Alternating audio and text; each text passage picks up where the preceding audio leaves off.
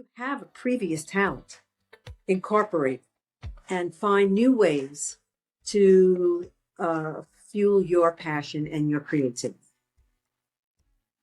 Hello, I'm Tammy Hahnemann, a maker, digital content creator, someone who works in many different mediums with a true passion for helping others find their creative spark. I also really love to connect others who have something to share with those who want to learn. Welcome to Heart and Hands of a Maker, the creative journey. If you found us, chances are you're on a quest for creative inspiration. Maybe you're feeling stuck in an artistic rut, dreaming of turning your passion into a flourishing business, or maybe you're hoping to see your work in print or grow your online presence. Well, my friend, wherever you are on your creative journey, you're in the right place.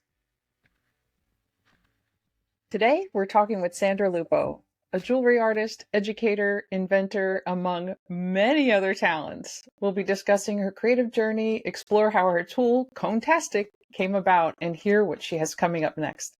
It's time to grab your favorite beverage and settle into your creative space. And it's time to welcome Sandra. I have known Sandra for a very, very, very long time. We have walked the halls of many wonderful excursions and adventures, and it's just been wonderful to be her friend, but also really inspiring to see how she navigates business, her education, her offerings that she provides to this amazing community in the jewelry world.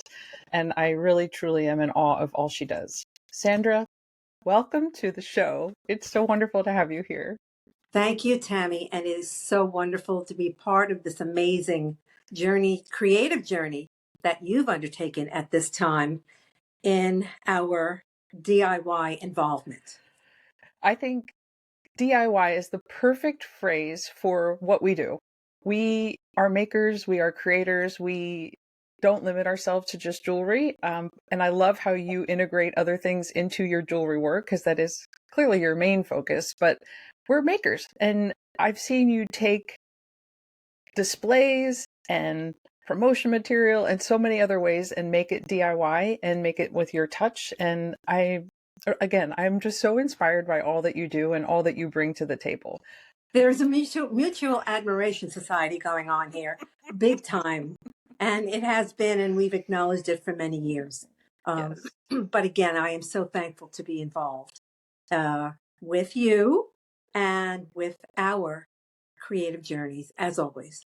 I don't want to jump too far ahead and into the future. So please, can you just give us an idea of wherever you want to start, where your journey started and where you are now, and just kind of give us an overview of what's been going on? All right. I won't go too far back because that's in a different century, of course, for most of us anyway. But I began my creative journey probably in my mid-30s. And I had started working in the corporate world down Wall Street in a law firm, very serious-minded. But I loved what I did, and I got to travel, and it was exciting. I think exciting is a great word to ignite the fires of wanting to work hard or do something to the to the limit, to the utmost. And so in the corporate world, I kind of settled in, and then I was married, and in my 30s, I had my children. And while raising the kids, I was a stay-at-home mom. Frank and I decided that that would be my course, and he'd work his tail off now in the big city. And I discovered that I wanted to work with my hands, and I hadn't done that yet. Even though I came from a family of makers, makers being jewelry artists being jewelers, and they were jewelers from the nuts and to the nuts and bolts of this skill, of this art, of this business. But I had never really taken it upon myself to get involved. And anyway, back to my 30s, I found time to go and learn how to bake bread, and I loved learning. So I would always find an adult ed course, which were really on the upstart at that time, and you could learn anything without having to go for a degree in a certain discipline. And I took bread baking classes and learned how to work with dough. But I found that I wanted to get my hands dirty, really dirty. So I went with two: a furniture refinishing, upholstering, um, stained glass, and then finally I said, "Gee," knocked myself on the head and said, "Gee, what about jewelry? I have jewelry all around me. What about jewelry? What about me making my own jewelry?" So I took some classes and I met some really interesting people on a college level that were really fine jewelers, had done incredible work. And I started there. So before the beading, I was doing metal work. But as we went on, the hippie in me wanted to get away from fine jewelry. I mean, I loved it, of course, and I loved soldering, but uh, I love beads. I loved glass, and I needed to go down that path. And I did buy a pair of earrings a long time ago on the street in Manhattan from a young woman, a little younger than me. And she was obviously a starving artist. She had a sandwich board, and it was filled with with earrings. Just a single lovely little bead with a cap bead on it and an ear hook. And I bought about three pairs and I just love them to pieces. And I think that's one reason I found my way to working in a bead shop part time while as the kids were older. And I ended up managing it for a number of years. I learned a lot. I had learned in metalworking about metal, but now I'm with learning about gems, semi-precious stone, and I just ate it all up. And I loved helping people, so I learned the retail business, which was something new to me too. And then from there, oh, well, your mom took a class with me, or two, or three, and That my sounds like her. yes, and she told you about me, and my path led me to you. And that's where the ball really started. It started to snowball, and it's just been a fabulous ride. I wonder if that woman who you met in New York and bought earrings from has any idea of what she really like propelled you into, and if you could ever go back and find her and say like, thank you so much for what you inspired me to do, because wow. Well, I'd like to thank her, but more importantly, I'd like to find out if she was able to pursue her direction Mhm. and maybe become one of the great bead designers or learn to lamp work glass. Who knows? When you ask me, how did I get into this and how did I traverse this path? The teaching really turned me on. When I was given the opportunity, and I'm not educated in education, but I will share a cute little story, and it just came to me. I'd forgotten about it. I had gone to, uh, I'd gone to a woman's home. She was a Reiki, and not instructor. She practiced Reiki and other of the early holistic arts. So we're talking 15 years ago, maybe even 50, almost 20 years ago. And I was displaying jewelry at her house party. So it was like-minded artisans, makers. The word maker didn't even exist. Excuse me. And she had a psychic there. And I sat down and the psychic told me, she was a young woman, and she told me, I'm going to be an educator. And I looked at her and said, a teacher? She said, yeah. I said, I don't have any experience in teaching. I love children, but I don't want to teach them. She said, no, I see education. I see teaching in your future.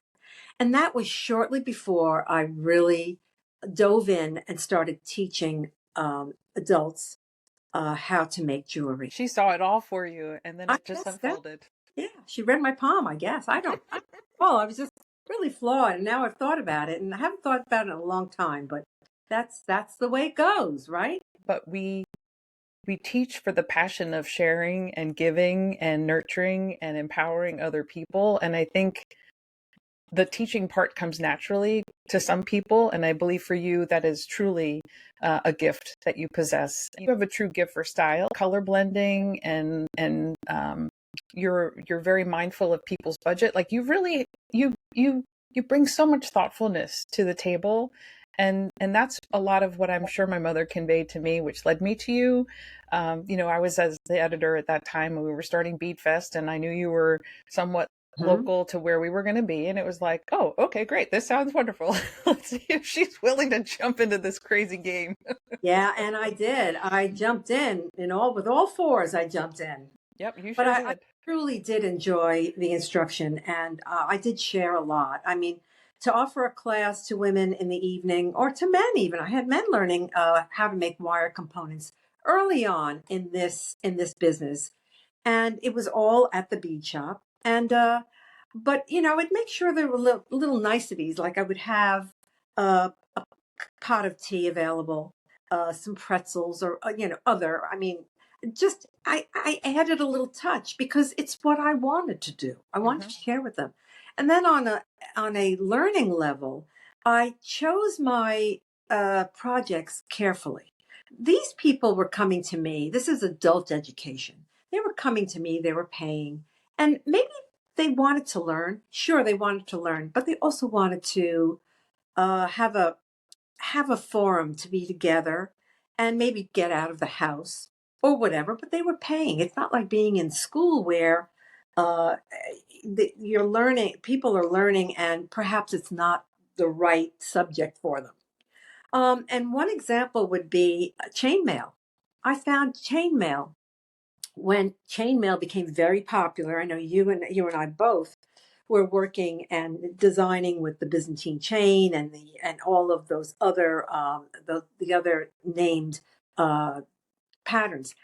And I hesitated to teach uh, chainmail because I felt people. It said that's kind of more of a personal one-on-one thing.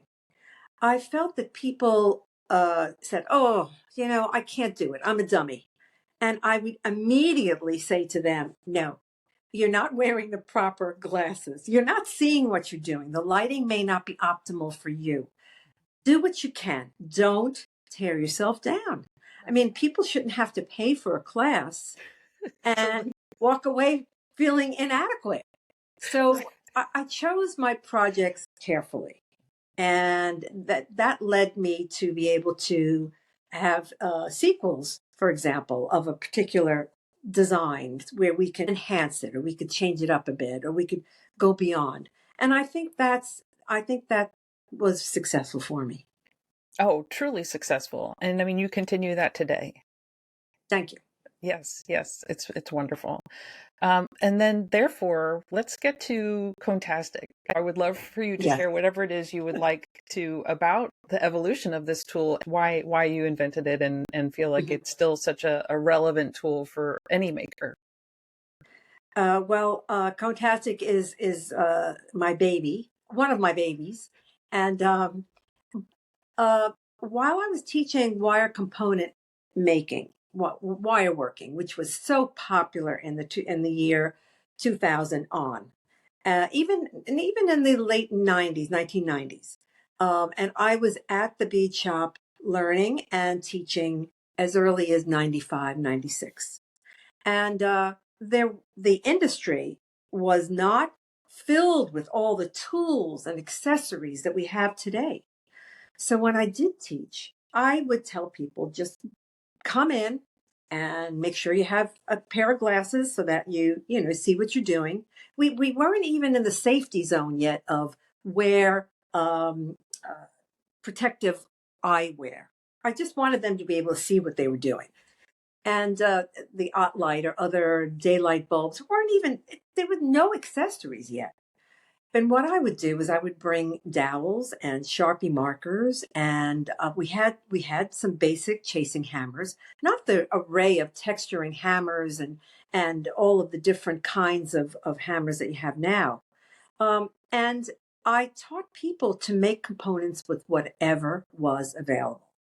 And I was a hardware store junkie. I might not have bought a lot in a hardware store, but we just walked walk the path, walk the aisles, and it was always, the workers were always male, of course. And not that there's anything wrong with that, but for that time. But they would look at you like, what would you Why are you need? here? Yeah, what would you need this for? I recall going to a single hardware store, and I wanted dowels that were large and oval. Okay, large and oval. That's not happening. So I saw an axe, a large axe, and its handle was graduated about 2.5 feet, oval, wood. So I asked him if I could just buy the handle and if he could cut it for me. He was in disbelief that he could not envision what I was possibly doing with this. Anyway, so that's the kind of thing that I brought to the table. And little by little, I realized that a pencil as a forming device to make a cone, which was also hard to purchase. There was either silver cones or there were colored cones. There was a limited size, there was a limited length, limited diameter, and limited texture. And they cost a lot of money. So I decided that the pencil only went so far as a forming device. And that's how Conetastic became my tool, Mm. to allow people to have this little tool in their toolbox. And that's what I hope for, that every jewelry maker would have their little art box, and they'd have their hammer, and they'd have their set of pliers and cutters, and they would have a Conetastic.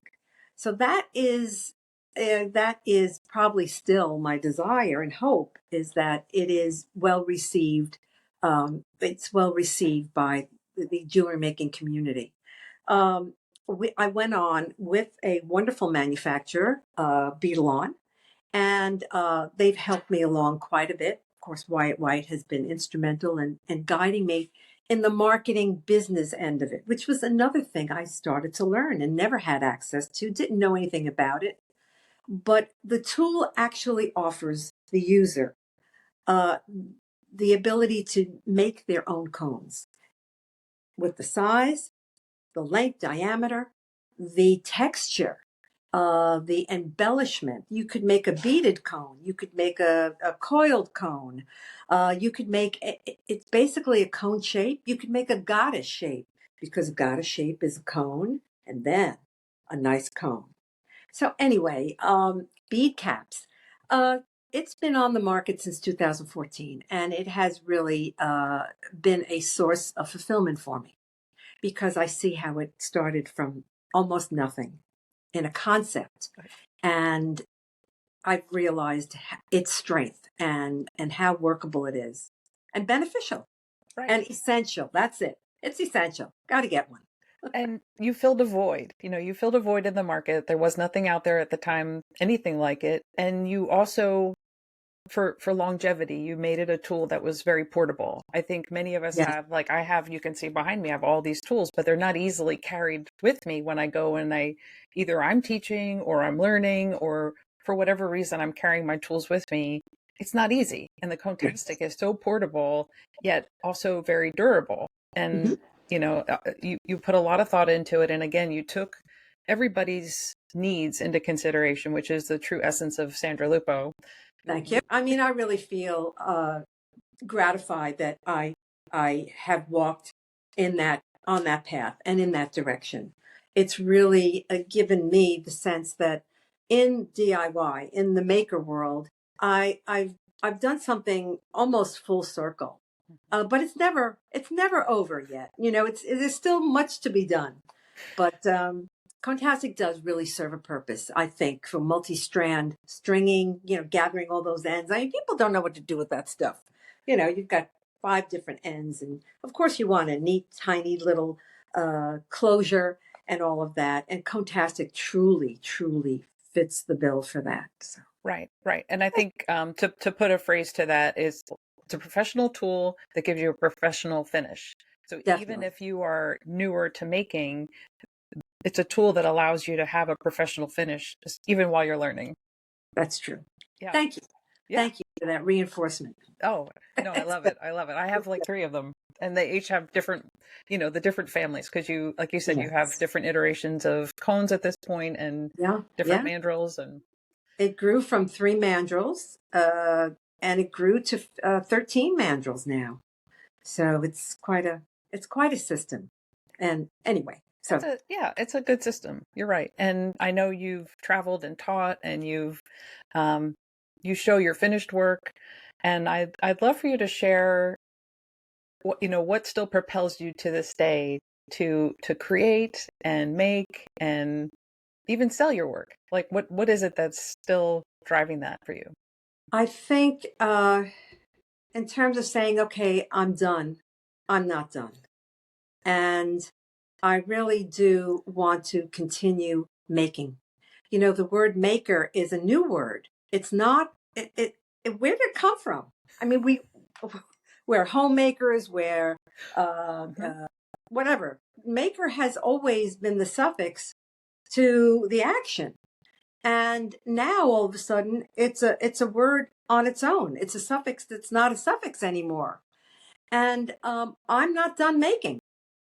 So I do have that desire. The passion is still there to create.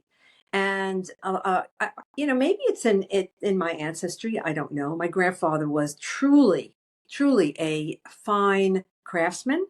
He was also a fabulous designer, and in the fine jewelry business. And I would watch him when I did go over to my grandparents' house, and I was a young kid, but I would go there, and he would be doodling. He had no tolerance for the children running up and down the hallway, but he'd be sitting there on the napkin and a pen or a pencil, and he'd be not doodling. I thought it was doodles. He'd be designing. He'd be designing on a paper napkin. Eventually, that design would get cast and would become mass manufactured. So I think I'm not finished designing. That is the thing. And I think too, we have all these materials around us because we have been in the business and we have worked with companies. And sure, we've gotten samples of things. And then, of course, we never have just the right bead, so we go out and purchase. But I get such a great feeling being able to pull from here and from here and from here. It's all about color, texture, form. It has to be functional, and I think that goes back to my metalworking. Must be functional. So what is the term? Uh, Function follows form, or form follows function. I've forgotten, but it is, and you can put one word in front of the other and figure it out for yourself. But it's essential because we were talking about wearable art that it has to function properly in order for it to really be an acceptable design that someone would want to make or someone would want to pay to actually purchase. Sure, sure. Well, and that's again attention to detail that I think when you're educating people, it's important to reinforce. If anybody listening is just learning, it is a true like a hallmark is your Mm-hmm. finish work. The finishing is so important. The making is the fun part, but the Yeah. finishing is often the most important part of the entire design. Because if you can't finish it correctly, it can't be worn well, and therefore it's not it's not it, it's not worth the materials you put into it. So that is a very important piece. But the color and the texture, Oh yeah. I think that's a thread that's woven through this entire conversation so far is really the color, and Mm-hmm. whether it's gemstones or glass beads or lamp working or stained glass or fabric. Yeah. But I think this mixed media trend also, I mean, I am really embracing it as well. I never worked with leather cords before, and now I find I'm just loving the ability to enlarge whole beads, and I'm just loving the ability to work it all in together. And as you know, I've also embarked many years ago on crocheting with wire. So I haven't done the knitting though. That's your mom's strength. But I do love to crochet with wire, and that's an unusual thing to do. And I've taken it. I've uh, brought it up definitely a few notches. So I'm proud of those designs. Yeah, it's all about the passion and needing to follow your passion. And if you feel like creating, if you feel like designing, jot it down when you're designing. It's in your head. Write it down. I mean, you don't know if you've designed a new clasp out of wire, well, how many inches that took. The key is to, while you're doing it, have a piece of paper and a pencil right next to you and put down 3 inches, put down 3.5, put down the gauge of the wire that you used, and what hammer you worked the wire with for the texture that you achieved to end up having a finished product. And yeah, that's the fun of it is just seeing it from inception to to birth. I think for any DIY person. And that's what I think I've tried to instill in them and in myself. So the other part of all of this is the business side. And like, I think we're like-minded in that we're like, oh, I have to do something with all of those receipts and go for it. I think for anyone who has their own business, regardless of the size of the business, it's hard, very hard to do it all and to do it all really well. So, do you love to sit and string a bead or do a peyote bracelet, peyote stitch? Or do you want to sit there with your numbers and your computer screen and your Excel sheet? Oh, please. There, there's no comparison. Anyway, so what do you want to know what I love first? And then I'll tell you what I love least. Sure. Running a business. Okay.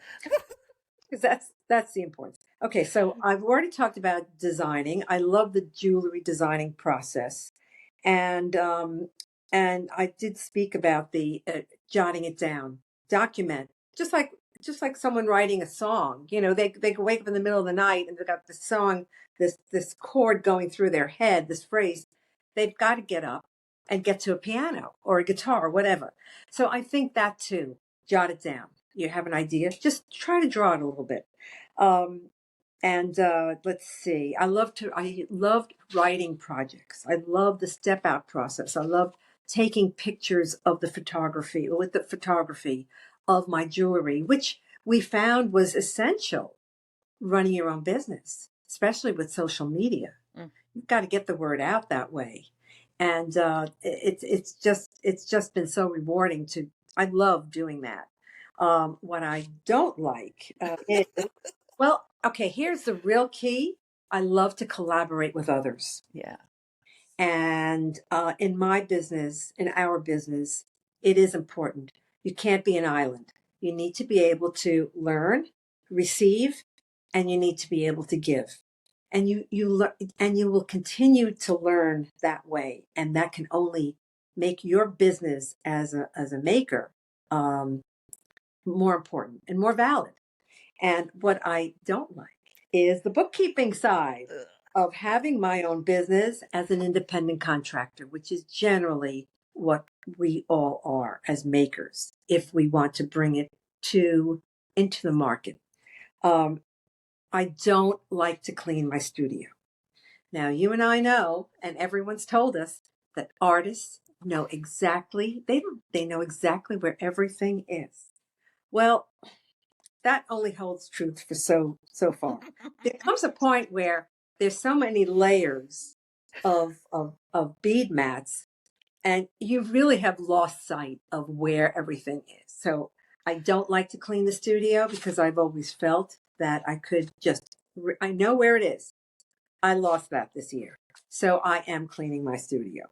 So that's one thing that interferes with the process of to make, The and fun part. the fun part. And I think so. I force myself to clear the decks before I begin a new project. And then here's the thing that I dislike the most, and I hate to say it because I don't want to feel dated: social media, posting, marketing, advertising, getting the word out, networking. It's necessity. And it's my least favorite thing to do. And sometimes I even leave it to the 11th hour But with Instagram, it doesn't matter because people are looking at it at all hours of the night. It's a crazy thing going on. But I do feel compelled to do that, and I do. But I don't. It's my least favorite of many. Yes, for sure. Yeah. Well, I love all of that. That's a lot. And I don't know anybody who really likes to clean, but I do think there's some satisfaction in cleaning up. Like for me, it's my least favorite thing. And I think back to my father's wood shop and how he never cleaned. Like I would clean for him, and not that he asked me to, because it didn't bother him. It never bothered him.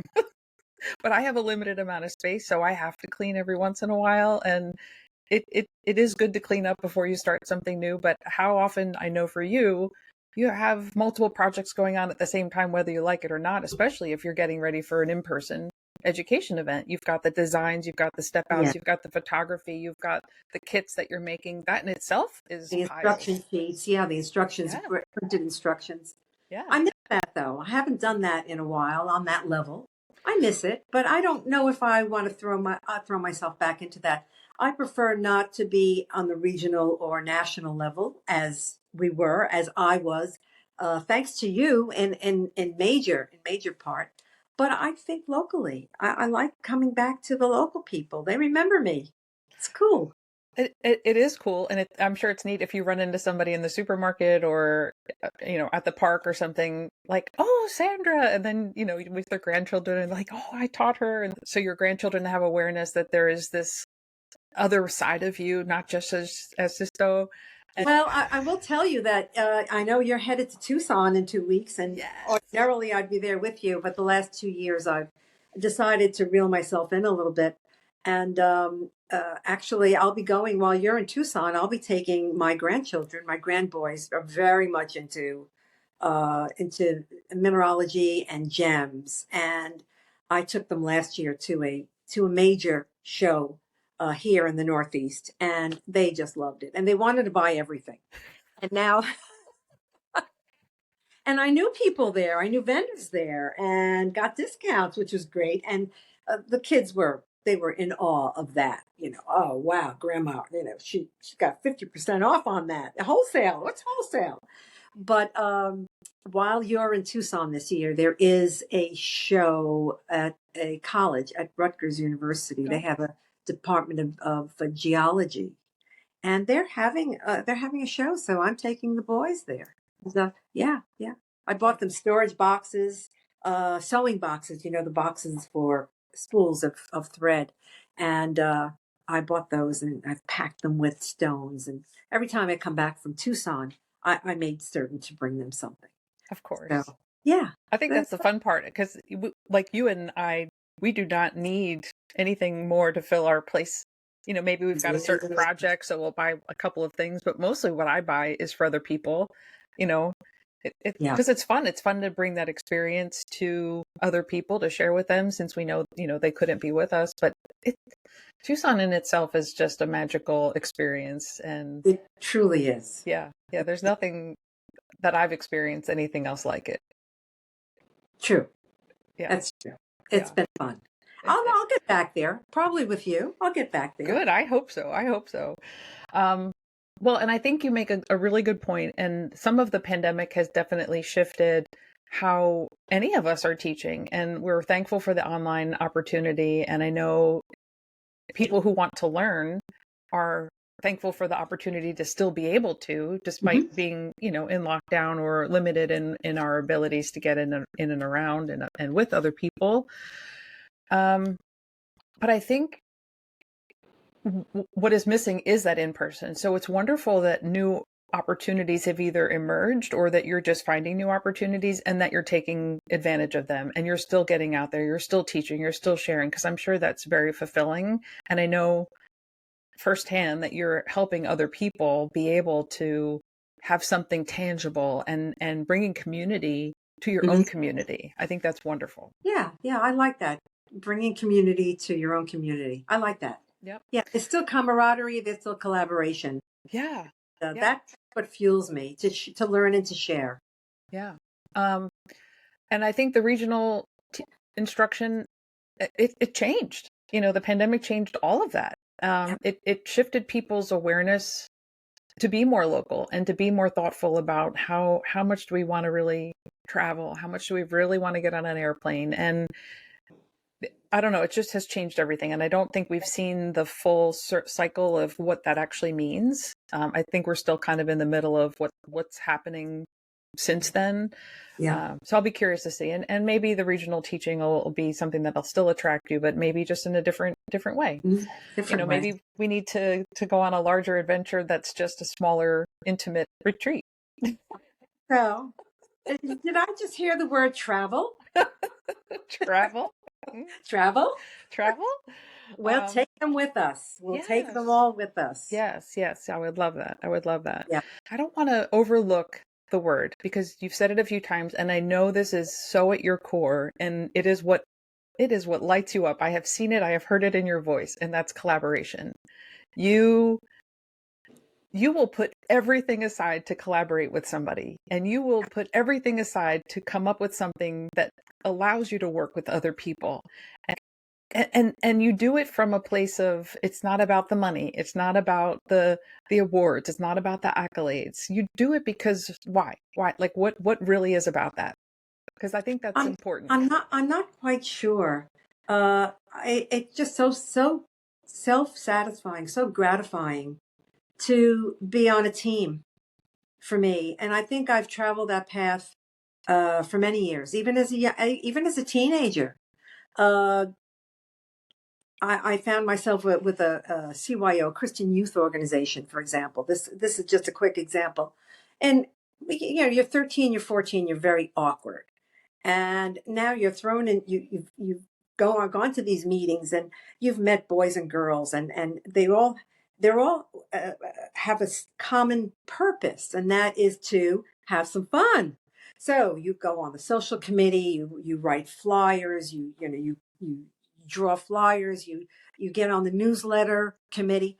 I think as a teenager, feeling awkward and feeling not wanted or alone or uncertain of what your place was, that was a unifying experience for me. And I think since then, I'm more than happy to be on a team. I can be a leader. I know that, but I'm also extremely comfortable being part of a group, even if that group is two, and to share ideas and to come up with something different, something new, something that can kind of fuel the fire to continue to finish the concept. So yeah, collaboration is key for me, and yeah, I don't think that'll ever go away from me. Oh no, I don't think so. I don't think it's in you to not want to have that in your life, and I think you crave it. I think you look for it, and I think it naturally finds you. I'm comfortable where I am right now, just kind of doing what I do, and on a more personal level, I'm showing and selling my jewelry now. I've got a lot of, from the projects that I've done, all original design, which I'm so proud of. Now's the time to not only make more of that design, but certainly pull out what I have and see if it interests people. And it has. Yeah, it has. So it's a different aspect to what I've done in this overall DIY. How do you restart that engine, and how do you find that path to creativity? How do you keep yourself relevant? How do you make it on trend yet it's still true to you? I think to share that for, let's say, a young person getting into this business, getting into DIY. I hate to say business because getting into DIY, becoming a maker doesn't necessarily mean you're going to start a business. Right. That takes the fun out of it, to tell you the truth. But I think to the young person getting into DIY, or even a person who's decided that they need a change, they need to grow in this DIY, but in different directions. You said the key, the word relevant, and I think you need to be relevant. You need to be aware of the sustainable trend with regard to your materials, how you do things in your studio.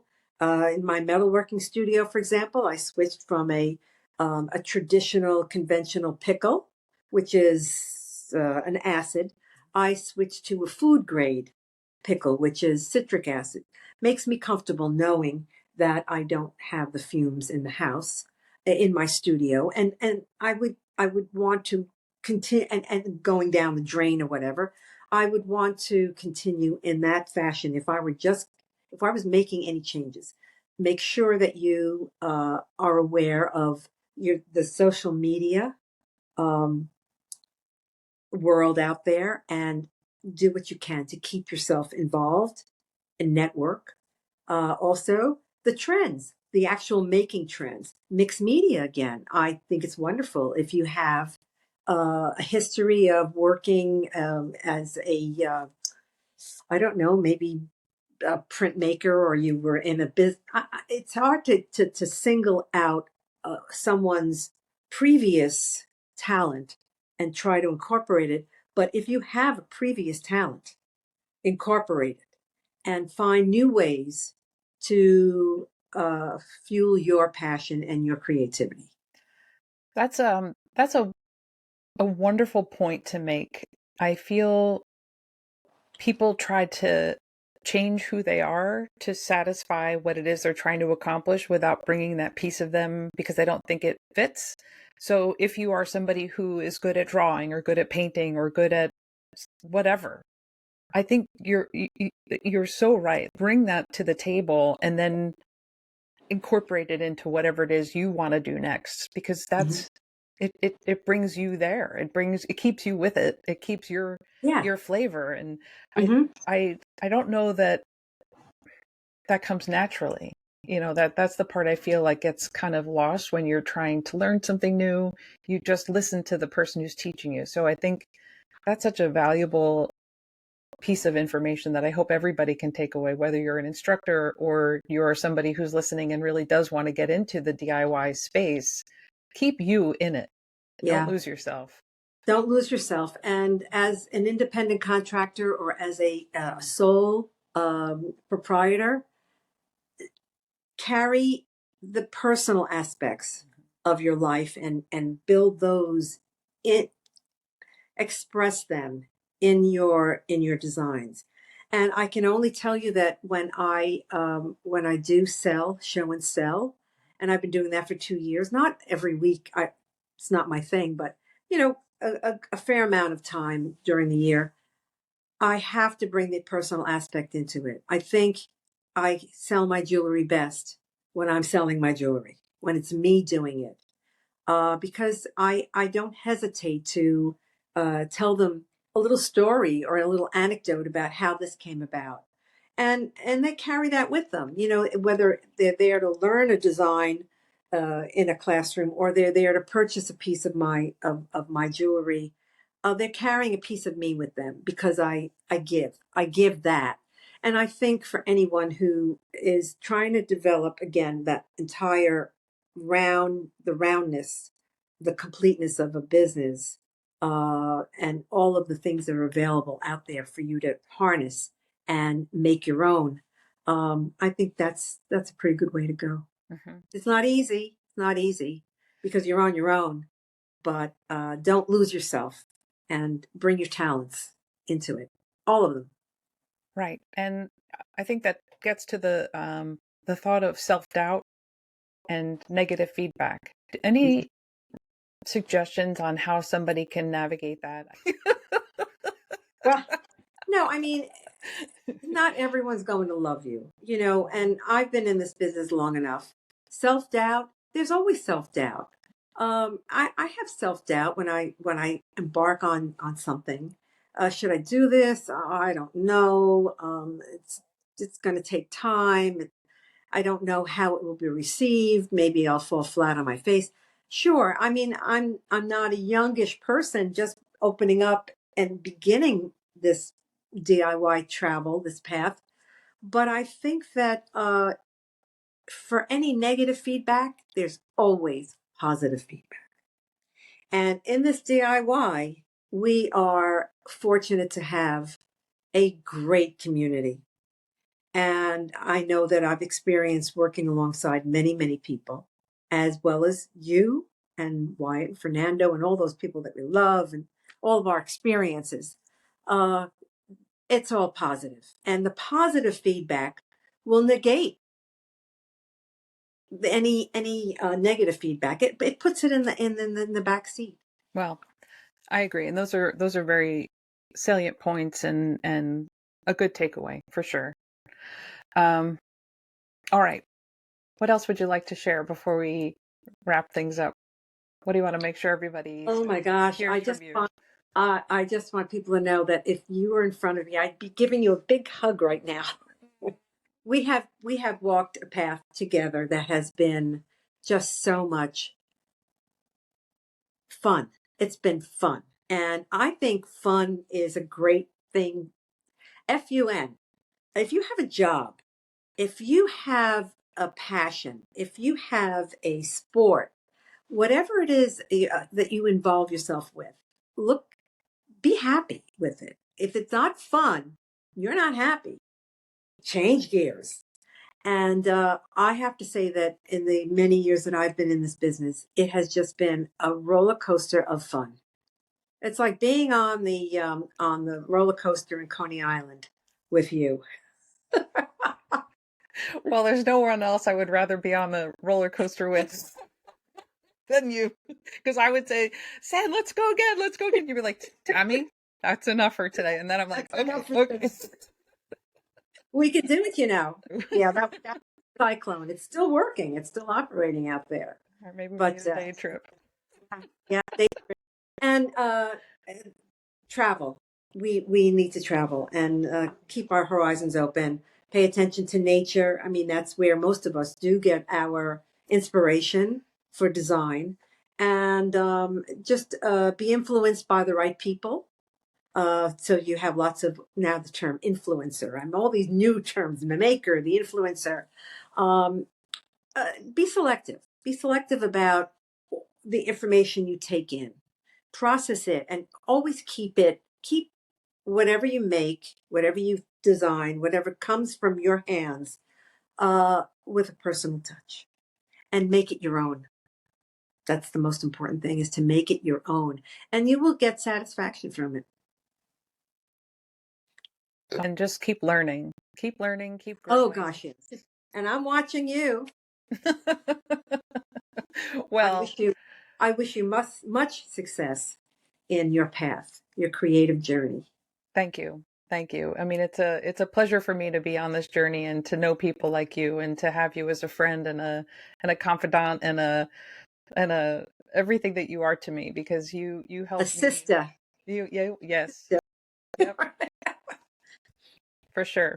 For sure. I love it. I love our adventures, and I look forward to whatever we have and we cook up next. And maybe we'll have an opportunity for other people to join us on whatever's next, which would be great. Wouldn't that be nice? It would be fun. It would be fun. Thank you for joining us. And Sandra, thank you to you for all of your time today. And to those of you who are listening, we're so glad to be here with you. Thank you for having me. Bravo, Tamara.